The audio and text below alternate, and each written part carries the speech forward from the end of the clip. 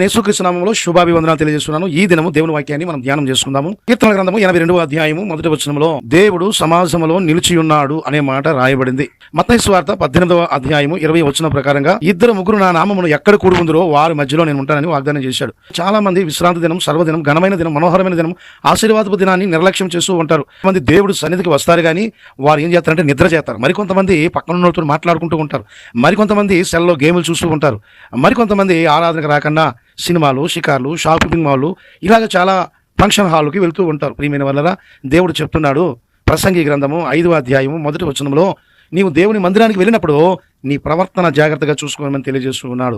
నీ నోటిని కాపు పెట్టుకోమని దేవుడు తెలియజేస్తూ ఉన్నాడు. కీర్తనల గ్రంథం 84వ అధ్యాయము 10వ వచనంలో, ఒక్క దినము దేవుడు సన్నిధిలో గడిపితే 1000 దినాల కన్నా శ్రేష్టమైనది. ఇటువంటి ఆశీర్వాదాన్ని నువ్వు పోగొట్టుకుంటున్నావు. ప్రియమైన బిడ్డ, దేవుని సన్నిధిని ప్రేమించు. అది నీకు క్షేమము, ఆరోగ్యము, కృపాక్షేమము, దీవెన, ఆశీర్వాదము. దేవుడు నేను దీవించి